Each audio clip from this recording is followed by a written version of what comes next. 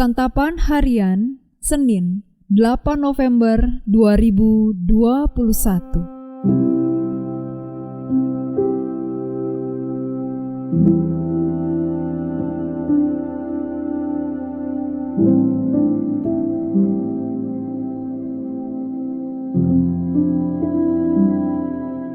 Inilah program Santapan Harian, sebuah program yang mengajak Anda menelusuri isi Alkitab, agar Anda menemukan makna firman Tuhan sesuai dengan konteksnya.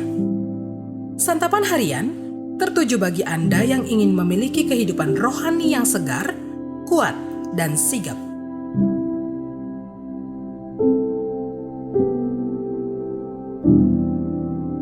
Hari ini kita akan membaca 2 Petrus pasalnya yang ketiga, ayatnya yang pertama hingga ayatnya yang ke-16. Namun sebelumnya, mari kita berdoa. Kami siapkan hati kami ya Tuhan untuk mendengar firman-Mu saat ini. Kami sujud menyembah-Mu ya Tuhan dan masuk hadirat-Mu saat ini. Layakkanlah kami menerima kebenaran sabda-Mu. Di dalam nama-Mu, Kristus Yesus, kami bertelut. Amin. 2 Petrus 3 ayat 1 sampai 16. Saudara-saudara yang kekasih, ini sudah surat yang kedua yang kutulis kepadamu. Di dalam kedua surat itu, aku berusaha menghidupkan pengertian yang murni oleh peringatan-peringatan, supaya kamu mengingat akan perkataan yang dahulu telah diucapkan oleh nabi-nabi kudus, dan mengingat akan perintah Tuhan dan Juru Selamat yang telah disampaikan oleh rasul-rasul-Mu kepadamu. Yang terutama harus kamu ketahui ialah bahwa pada hari-hari zaman akhir akan tampil pengejek-pengejek dengan ejekan-ejekannya, yaitu orang-orang yang hidup menuruti hawa nafsunya. Kata mereka, "Di manakah janji tentang kedatangannya itu?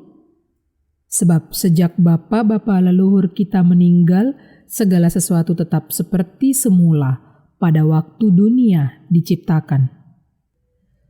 Mereka sengaja tidak mau tahu bahwa oleh firman Allah langit telah ada sejak dahulu, dan juga bumi yang berasal dari air dan oleh air, dan bahwa oleh air itu bumi yang dahulu telah binasa dimusnahkan oleh air bah. Tetapi oleh firman itu juga langit dan bumi yang sekarang terpelihara dari api dan disimpan untuk hari penghakiman dan kebinasaan orang-orang fasik. Akan tetapi, saudara-saudaraku yang kekasih, yang satu ini tidak boleh kamu lupakan, yaitu bahwa di hadapan Tuhan satu hari sama seperti 1000 tahun, dan 1000 tahun sama seperti satu hari. Tuhan tidak lalai menepati janjinya, sekalipun ada orang yang menganggapnya sebagai kelalaian, tetapi Ia sabar terhadap kamu, karena Ia menghendaki supaya jangan ada yang binasa, melainkan supaya semua orang berbalik dan bertobat. Tetapi hari Tuhan akan tiba seperti pencuri. Pada hari itu, langit akan lenyap dengan gemuruh yang dahsyat, dan unsur-unsur dunia akan hangus dalam nyala api, dan bumi dan segala yang ada di atasnya akan hilang lenyap.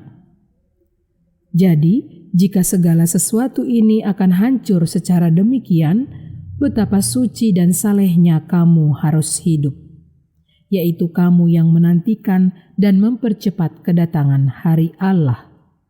Pada hari itu, langit akan binasa dalam api, dan unsur-unsur dunia akan hancur karena nyalanya.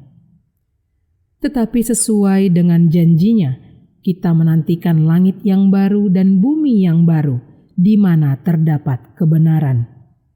Sebab itu, Saudara-saudaraku yang kekasih, sambil menantikan semuanya ini, kamu harus berusaha supaya kamu kedapatan tak bercacat dan tak bernoda di hadapannya dalam perdamaian dengan Dia. Anggaplah kesabaran Tuhan kita sebagai kesempatan bagimu untuk beroleh selamat, seperti juga Paulus, saudara kita yang kekasih, telah menulis kepadamu menurut hikmat yang dikaruniakan kepadanya.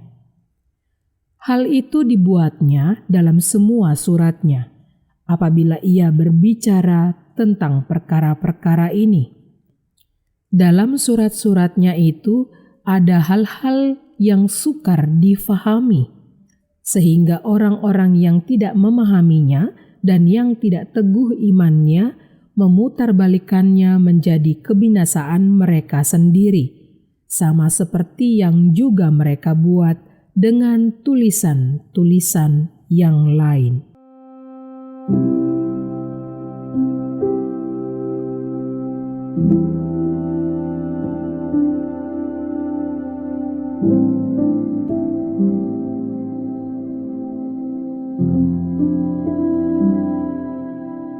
Sahabat Santapan Harian, dalam pertandingan sepak bola dikenal adanya istilah injury time atau waktu tambahan.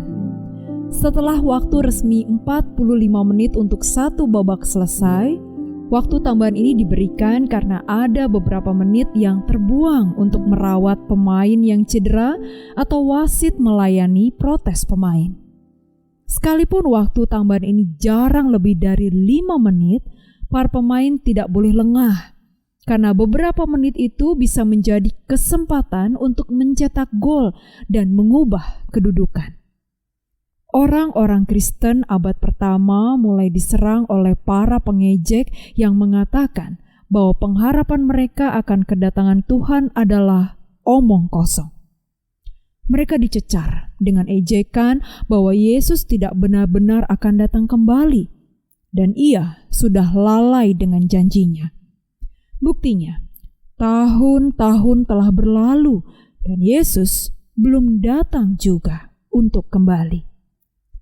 Namun, melalui surat Petrus, nasihat diberikan kepada jemaat bahwa lamanya waktu kedatangan Tuhan bukan karena kelalaian atau karena Tuhan berbohong.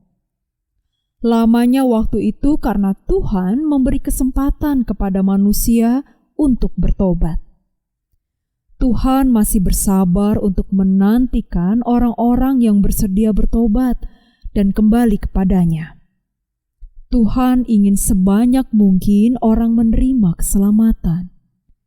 Jika demikian, layak bagi kita berbahagia dalam menjalani tahun-tahun hidup kita sekarang.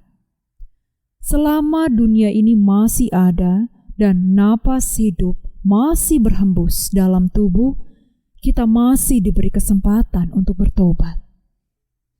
Kita seperti berada dalam injury time, waktu tambahan untuk memperbaiki kedudukan kita. Di zaman akhir ini, kita harus tetap hidup suci dan saleh. Dengan pengharapan yang tetap kuat, kita terus menantikan hari Tuhan dengan sabar. Pada hari itulah Tuhan akan menghakimi seluruh dunia dan hanya orang-orang benar yang selamat. Karena itu, jangan sampai waktu ini kita sia-siakan. Jangan lengah dan malah berbuat dosa. Jangan lengah karena kita tidak pernah tahu kapan kesudahannya. Jangan lengah supaya hingga akhir usia kita tetap bertahan dengan setia dan memegang pengharapan yang sejati. Dengan demikian, tidak sia-sia waktu yang diberikan oleh Tuhan bagi kita dan dunia. Mari kita berdoa. Hidup ini singkat bagaikan kembang.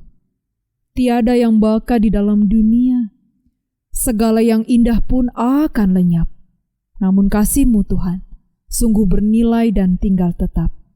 Karena itulah Kami bertekad untuk memakai waktu anugerah-Mu ya Kristus untuk mengasihi Engkau dengan mengasihi serta melayani sesama. Sehingga ketika Engkau datang kembali, Engkau menemukan kami yang adalah hamba yang setia. Di dalam nama-Mu ya Kristus, kami bertekad. Amin.